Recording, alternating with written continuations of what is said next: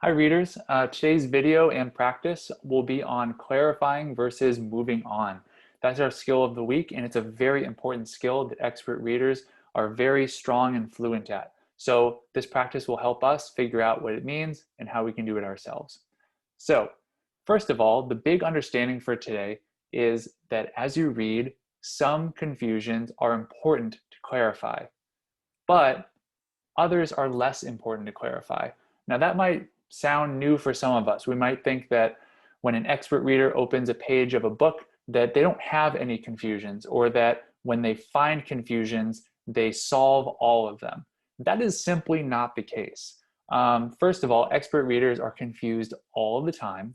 And what makes an expert reader an expert is that they make a choice in their head about whether a word they don't know, a paragraph that was confusing, whether it was worth figuring out or whether it's not important and whether they can move on.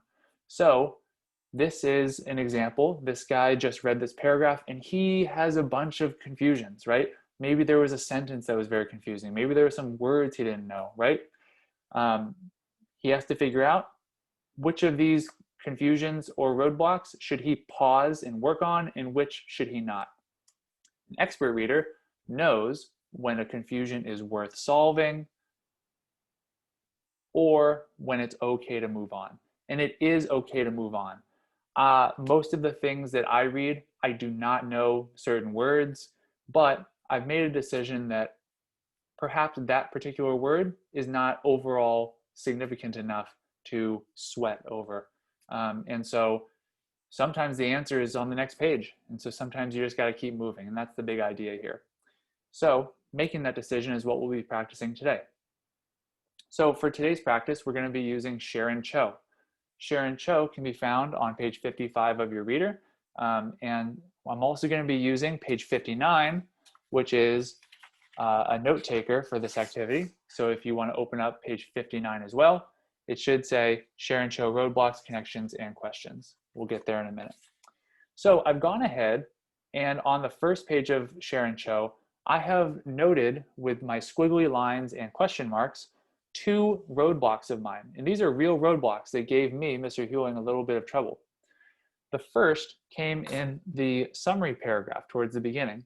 It says, Cho tries to do right by the people she encounters, including the many comic book artists whose careers she now manages. I underlined this phrase because I wasn't familiar with it, and I'm not sure what it means. Cho tries to do right by the people she encounters. So I went ahead and I noted it as a roadblock. Later on, there were some words on the page that I didn't know. I didn't know the word serum. I didn't know the word invulnerability. And so I went ahead and I underlined those as a roadblock. Now, here comes the fun part. What we need to decide is whether this roadblock or this roadblock are worth solving and why. So for that, we're going to use a note taker. Go ahead and pause this video for a moment and copy down the notes that I've already written. You'll notice that I have some notes written. Go ahead and pause this video and copy them down. Okay, welcome back. So what we're going to do here is we are going to track our roadblocks. You'll notice that my first roadblock is from page 55, and it says, Cho tries to do right by the people she encounters. The decision that I'm going to try to make today, because my purpose is to understand roadblocks worth solving or not, is this roadblock from page 55 important? Well,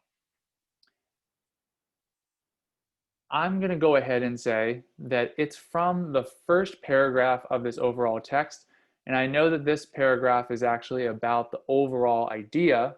Some people in my class mentioned that this is kind of like a summary or background information. So when it's talking about Sharon Cho, the main character, and it says that like one of her beloved superheroes, she tries to do right by others, I'm going to make a prediction that if I understand what that means, I'll have a clear idea of the overall kind of point of this article. So I'm just going to use my pen, and I'm actually going to mark that this is probably a roadblock that I want to clarify. Now, have I clarified it yet? Have I gone in and used a strategy and solved it? I have not. And today, we're actually not going to go into that next step of solving. Today, we are just identifying. So the next one I'm going to write are some of those words that I didn't know. Serum, invulnerability. Go ahead and write these with me. Serum, invulnerability. Now, how do you decide if a word is worth solving or not?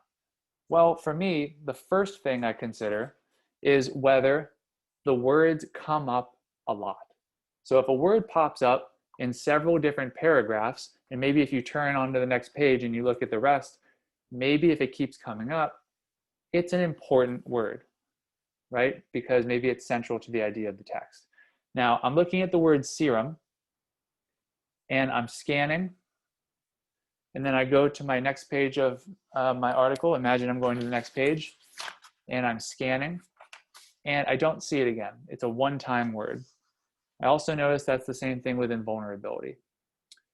I also notice that it's in a series of questions that she's posing.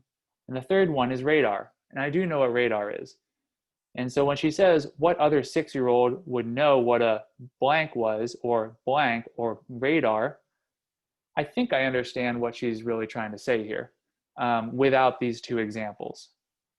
And so I'm actually not going to spend time to solve this roadblock. I'm going to move on. So what I've done is I've made a decision about something that's worth solving versus something that is not worth solving. And I tried to make my best guess on how important it would be to learn what those different items meant. Now, at the bottom of my note taker, I've also gone ahead and I've collected some questions and connections. So as part of your work today, I want you to try to find a connection on each page and a question on each page of this reading. Do I always make exactly one connection and question per page? No, of course not. But we also don't always write down our connections and questions. This is all just practice.